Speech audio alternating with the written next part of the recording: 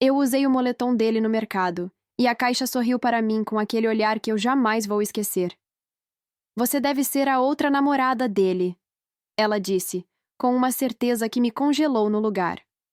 Meu coração parou, minha mente travou, e por um segundo, o supermercado inteiro parecia estar olhando para mim, esperando minha reação. Mas o que aquela mulher não sabia, o que ninguém ali poderia imaginar, é que aquele moletom, aquela simples peça de roupa que eu vestia com tanto carinho, guardava uma verdade que destruiria tudo o que ela pensava saber. Meu nome é Ana Paula, tenho 28 anos e trabalho como enfermeira em um hospital público de São Paulo. Minha rotina é intensa, cansativa, mas eu amo o que faço. Quando conheci o Rafael, senti que minha vida finalmente fazia sentido. Ele era atencioso, carinhoso, me fazia sentir especial. Naquela tarde de sábado, eu estava exausta depois de um plantão de 12 horas. Tudo o que eu queria era comprar algumas coisas para o jantar e voltar para casa. Peguei o moletom dele do sofá, aquele moletom azul marinho com o logo da academia que ele tanto gostava, e vesti. Era confortável, cheirava a ele, me fazia sentir perto dele mesmo quando estávamos separados. Entrei no mercado perto de casa, aquele mesmo mercado onde eu sempre fazia compras há anos. Peguei uma cesta, comecei a andar pelos corredores. Estava tão cansada que mal prestava atenção ao redor. Só queria terminar logo e ir para casa. Quando finalmente cheguei ao caixa, coloquei os itens na esteira. A moça que estava me atendendo era nova, eu nunca tinha visto ela antes. Jovem, devia ter uns 20 e poucos anos, com um sorriso que parecia amigável à primeira vista. Ela começou a passar os produtos. Eu estava distraída, mexendo no celular, quando ouvi aquela voz. Que moletom bonito. Olhei para cima, meio sem entender. Ela estava olhando diretamente para mim, com um sorriso estranho no rosto. Obrigada, respondi, ainda sem entender aonde ela queria chegar. Foi então que ela se inclinou um pouco para frente, como se fosse me contar um segredo, mas falou alto o suficiente para que as pessoas ao redor pudessem ouvir. Você deve ser a outra namorada dele. O mundo parou. Literalmente parou. Senti meu rosto queimar. Meu coração começou a bater tão forte que eu podia ouvir nos meus ouvidos. Como assim? Consegui perguntar, minha voz saindo trêmula. Ela deu aquele sorriso, um sorriso que misturava satisfação e maldade. Esse moletom. Eu reconheci na hora. É do meu namorado, o Rafael. Senti minhas pernas fraquejarem. Minha mente tentava processar o que ela estava dizendo, mas não conseguia. Seu namorado? Repeti como uma idiota. Sim, a gente namora há 3 anos.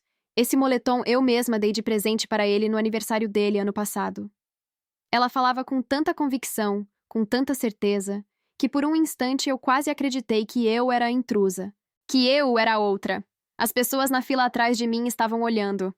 Algumas sussurravam, outras fingiam não ouvir, mas era óbvio que estavam prestando atenção em cada palavra. A humilhação foi instantânea, avassaladora. Eu queria desaparecer. Queria que o chão se abrisse e me engolisse. Deve ser um engano, consegui dizer, minha voz mal saindo. Não é engano nenhum, ela retrucou, agora com a voz mais alta, mais firme. Eu sei o que estou falando. Esse moletom tem até uma manchinha de tinta aqui na manga direita. Eu estava lá quando ele fez essa mancha.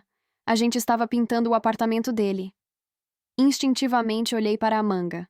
E lá estava, a manchinha de tinta. Pequena, quase imperceptível, mas estava lá. Senti meu mundo desmoronar.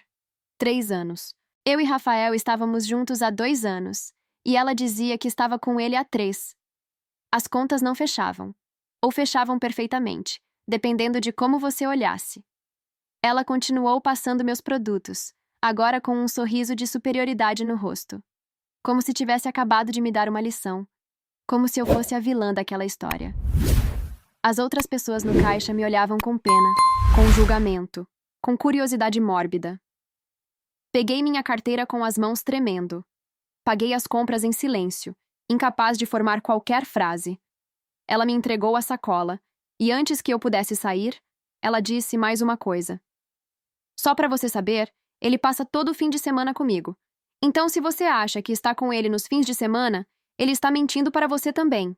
Cada palavra era uma facada. Cada sílaba me destruía um pouco mais. Se você já passou por algo parecido com o que eu passei, conta nos comentários. Já foi humilhada assim também? Compartilhe a sua experiência. Saí daquele mercado com as lágrimas já começando a escorrer pelo meu rosto. Não conseguia pensar direito. Só conseguia sentir a dor, a raiva, a humilhação. Mas o que aquela caixa, aquela moça tão convicta e tão cruel, não sabia, o que ninguém naquele mercado poderia imaginar, é que eu tinha em mãos algo que mudaria completamente essa história. Porque enquanto ela falava, enquanto me destruía na frente de todos, meu celular vibrou no bolso, e a mensagem que eu recebi naquele exato momento revelaria uma verdade que nem eu estava preparada para descobrir. Saí daquele mercado como um fantasma. Minhas pernas mal me sustentavam, mas eu precisava sair dali, precisava respirar. As sacolas pesavam nos meus braços, mas nada pesava mais do que aquelas palavras ecoando na minha cabeça. Você deve ser a outra namorada dele. As lágrimas desciam pelo meu rosto sem controle. Pessoas na rua me olhavam, mas eu não conseguia me importar. Meu mundo tinha acabado de desmoronar naquele corredor de supermercado. Cheguei em casa trêmula, joguei as sacolas no chão da cozinha e me sentei no sofá. O mesmo sofá onde eu e Rafael assistíamos filmes juntos. O mesmo sofá de onde eu tinha pegado aquele maldito moletom. Tirei a peça de roupa do corpo com tanta raiva que quase rasguei o tecido. Olhei para aquela manchinha de tinta na manga. Tão pequena, tão insignificante, mas que confirmava tudo. Ela estava lá quando ele pintou o apartamento. Dele. O apartamento que ele sempre dizia que era de um amigo, que ele só estava cuidando temporariamente. Rafael. Meu Rafael. O homem que eu amava, que eu confiava cegamente. Quantas vezes eu tinha vestido esse moletom? Quantas vezes tinha dormido abraçada a ele, sentindo o cheiro dele, me sentindo segura? E o tempo todo ele tinha outra. Ele era namorado de outra pessoa. E essa outra pessoa me conhecia. Me reconheceu pelo moletom do namorado dela. Peguei meu celular com as mãos ainda tremendo. Abri o WhatsApp. Nossa última conversa era de algumas horas atrás. Ele tinha mandado um bom dia, amor, com um emoji de coração. Eu tinha respondido dizendo que estava indo trabalhar e que amava ele. Parecia tão normal, tão perfeito. Mas era tudo mentira. Eu estava vivendo uma mentira há 2 anos. Comecei a pensar em todos os sinais que eu tinha ignorado. Os fins de semana que ele dizia que precisava viajar a trabalho. As vezes que ele cancelava nossos planos de última hora. O celular sempre com a tela virada para baixo. As ligações que ele atendia em outro cômodo. Deus, como eu fui cega! Como eu não percebi! A caixa do mercado tinha dito que ele passava todo fim de semana com ela. E eu? Quando eu via o Rafael nos fins de semana? Quase nunca. Ele sempre tinha alguma desculpa. Trabalho, compromisso familiar, cansaço. Senti uma onda de náusea. Levantei e corri para o banheiro. Meu estômago revirava.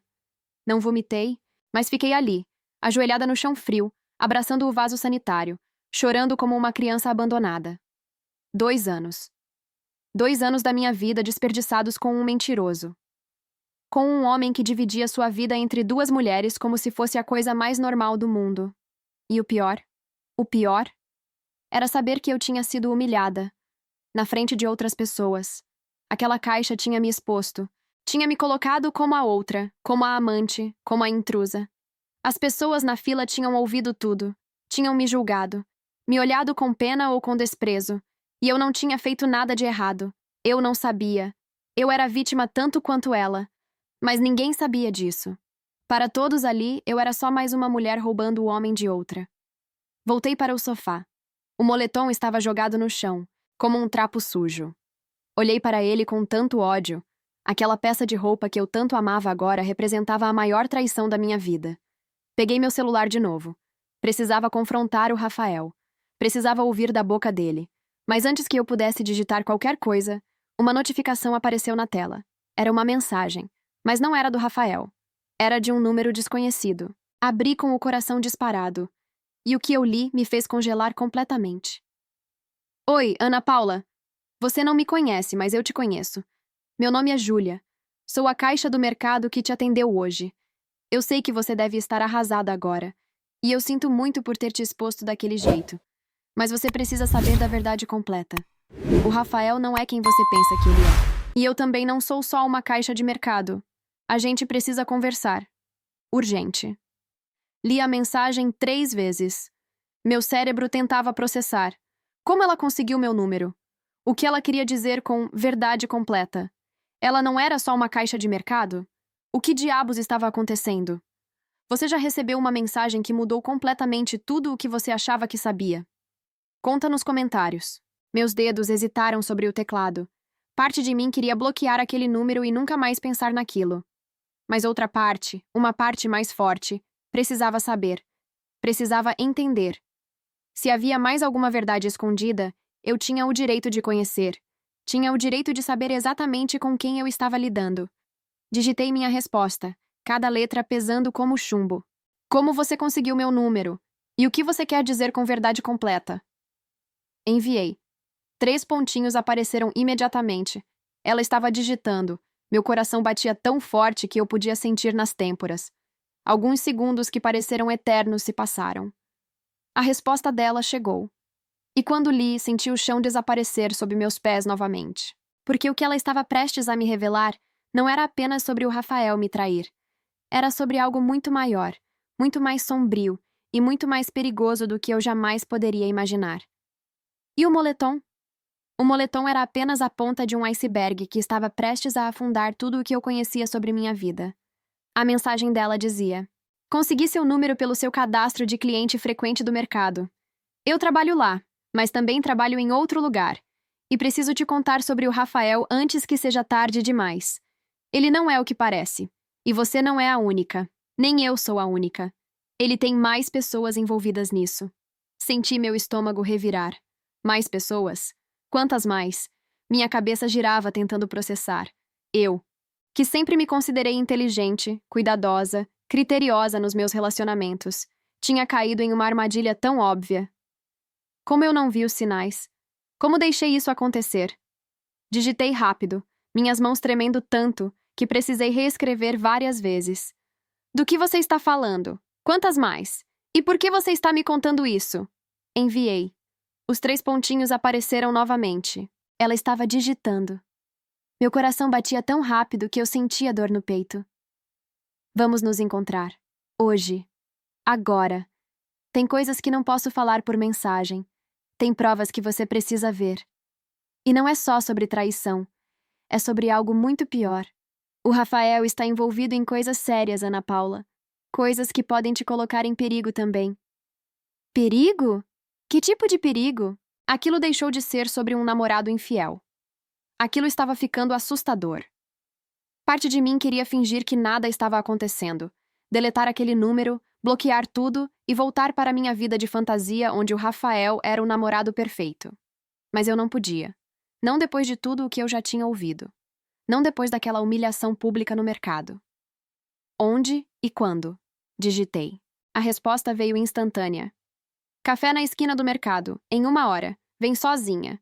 E não conta para o Rafael que a gente vai se encontrar. Por favor, Ana Paula, confie em mim. Eu não sou sua inimiga. Eu sou tão vítima quanto você. Olhei para o relógio. Eram 7 da noite.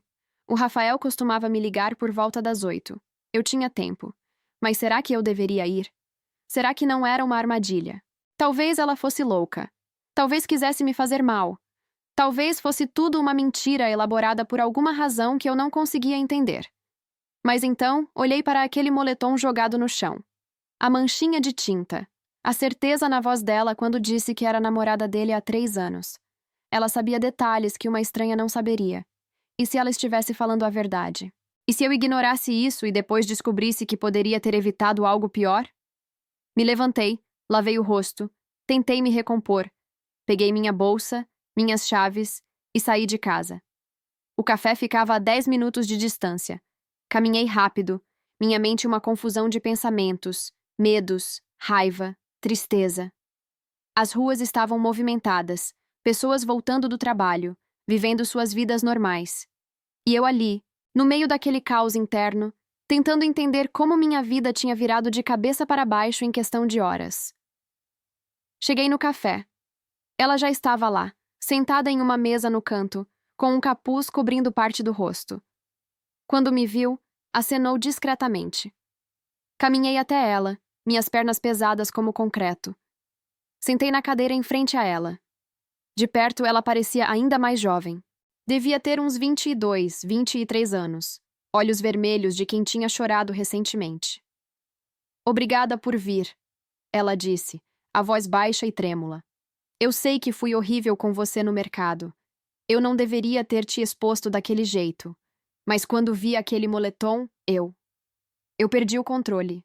Faz 3 anos que eu estou com ele, Ana Paula. 3 anos acreditando que éramos exclusivos. E ver outra mulher usando a roupa que eu dei pra ele. Foi demais. Você disse que tem mais pessoas, falei, minha voz saindo mais dura do que eu pretendia. Quantas mais, Júlia? Ela respirou fundo, como se estivesse se preparando para dizer algo devastador. Pelo menos mais 3 que eu conheço. Pode ter mais. Ele tem perfis diferentes em redes sociais. Usa nomes diferentes. Trabalhos diferentes. Com você, ele disse que é o quê? Engenheiro civil. Respondi automaticamente. Ela balançou a cabeça, um sorriso amargo nos lábios. Comigo ele é personal trainer. Com outra ele é empresário. Com outra ele é médico. Ana Paula. O Rafael não é nenhuma dessas coisas. Ele é golpista. A palavra caiu como uma bomba entre nós. Golpista. Aquilo não podia estar acontecendo. Como assim golpista? Consegui perguntar, minha voz quase inaudível. Ela tirou o celular do bolso e colocou na mesa. Ele pega dinheiro emprestado? Te pediu para investir em alguma coisa? Tem acesso às suas senhas, seus dados bancários? Meu sangue congelou. 3 meses atrás, o Rafael tinha me pedido emprestado 5.000 reais. Disse que era para pagar uma dívida urgente de um projeto de engenharia que tinha dado errado. Eu tinha dado sem pensar 2 vezes. Ele disse que pagaria em 1 mês, mas nunca pagou. E quando eu cobrei, ele inventou desculpas. Disse que o cliente tinha atrasado, que pagaria em breve. Ele te pediu dinheiro, não foi? Júlia perguntou, lendo minha expressão. Eu apenas acenei com a cabeça, incapaz de falar. Lágrimas começaram a escorrer novamente. Ele me tirou 23.000 reais nos últimos 2 anos, sempre com promessas de que era investimento, de que ia multiplicar, de que era emergência familiar. Eu vendi meu carro para ajudar ele, Ana Paula, meu carro, e nunca vi um centavo de volta. Senti náusea novamente. 23.000 reais. Ela tinha perdido 23.000 reais. E eu? 5.000. Mas será que era só isso? Comecei a pensar. Há 6 meses ele tinha me pedido para colocar meu nome em uma conta bancária para receber um pagamento de um cliente internacional. Disse que a conta dele estava com problemas. Eu tinha aceitado. Deus, o que eu tinha feito? Ele usou sua conta para receber dinheiro? Júlia perguntou. E pela sua cara ela já sabia a resposta. Sim, sussurrei. Há 6 meses. Mas foi só uma vez. Entraram 15.000 reais e ele sacou no dia seguinte. Disse que estava resolvido. Júlia fechou os olhos, como se estivesse sentindo dor física. Ana Paula, você não entende a gravidade disso. Esse dinheiro pode ser de lavagem, pode ser de esquemas ilegais. Seu nome pode estar envolvido em crimes que você nem imagina. Ele usa a gente para isso. Usa nossa conta, nosso nome, nossa boa-fé. E quando der ruim, quem vai se ferrar somos nós. O mundo desmoronou de vez. Não era só traição, não era só mentira. Era crime. Era a possibilidade de ir presa por algo que eu nem sabia que estava acontecendo. Eu, enfermeira, trabalhadora honesta, que nunca tinha feito nada errado na vida, poderia estar sendo usada em esquemas criminosos por um homem que eu amava, que eu confiava. Quando o sol nasceu no dia seguinte, eu não era mais a mesma pessoa. Tinha passado a noite inteira em claro, revisando mentalmente tudo o que Júlia tinha me mostrado, tudo o que tinha descoberto. Rafael não era um namorado infiel, era um criminoso. E eu tinha sido uma idiota por 2 anos inteiros, mas essa fase de autopiedade tinha acabado.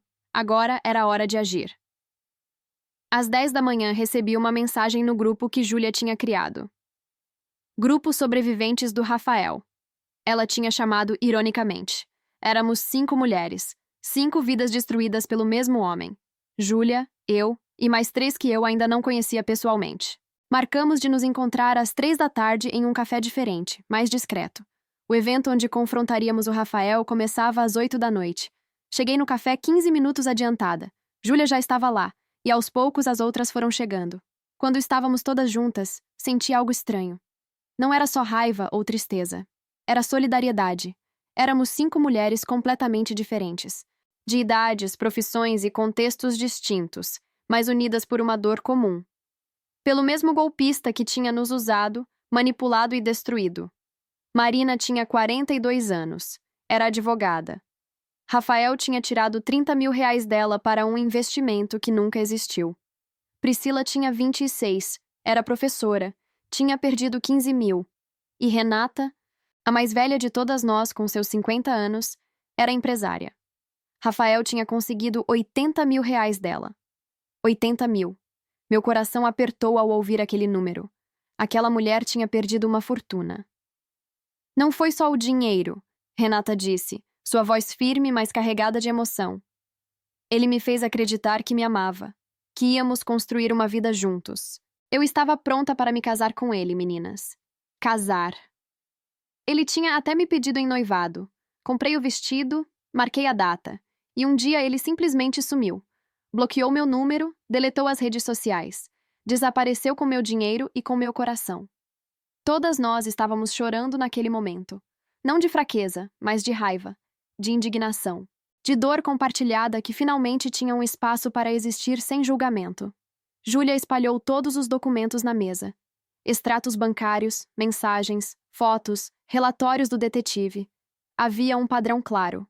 Rafael seguia o mesmo roteiro com todas. Conquistava, ganhava confiança, pedia dinheiro, usava nossas contas para lavagem e, eventualmente, desaparecia ou inventava desculpas quando a vítima começava a questionar.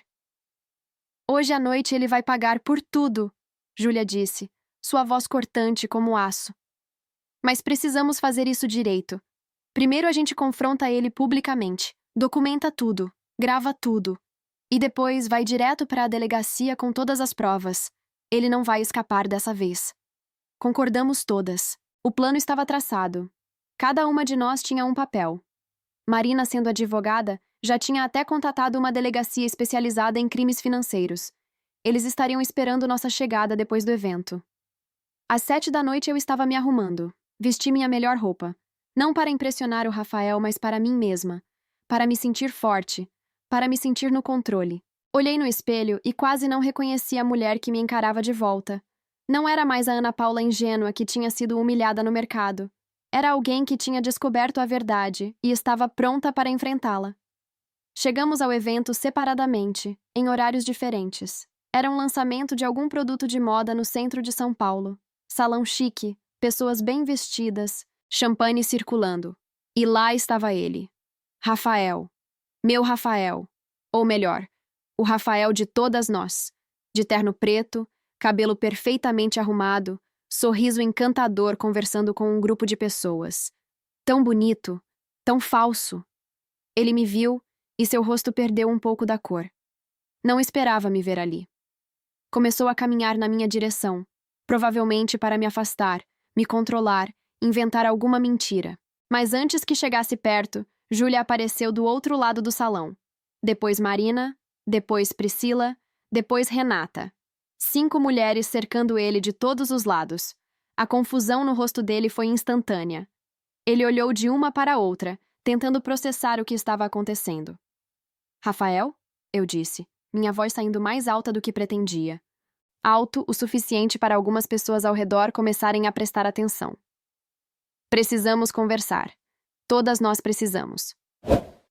As pessoas ao redor começaram a perceber que algo estava errado. Conversas foram parando. Olhares se voltaram para nós. Ele tentou sorrir, manter a compostura. Ana, amor, o que você está fazendo aqui? E... vocês? Amor. Júlia riu, um riso sem humor. Você também me chama de amor, Rafael. Ou devo te chamar de Carlos? Ou Pedro? Porque são tantos nomes que você usa que nem sei mais qual é o verdadeiro. O salão estava ficando em silêncio agora. Todos olhando. Algumas pessoas com celulares já começando a gravar. Perfeito! Era exatamente o que queríamos. Marina deu um passo à frente, sua postura de advogada intimidadora. Rafael Mendes, Você está sendo acusado por 5 mulheres aqui presentes de estelionato, fraude financeira e uso indevido de contas bancárias para lavagem de dinheiro. Temos provas documentadas de todas as transações, todas as mentiras, todos os crimes. A polícia já foi notificada e está esperando nosso depoimento formal. O rosto dele ficou branco, completamente branco. Tentou recuar, mas Renata estava atrás dele. Não tinha para onde fugir. Vocês estão loucas, ele conseguiu dizer, mas a voz saiu trêmula, desesperada. Eu não fiz nada disso. Vocês estão inventando. Júlia tirou o celular do bolso e começou a reproduzir as gravações. Mensagens dele pedindo dinheiro. Prints de transferências. Fotos de documentos que ele tinha usado nossos nomes para assinar. A plateia ao redor estava chocada.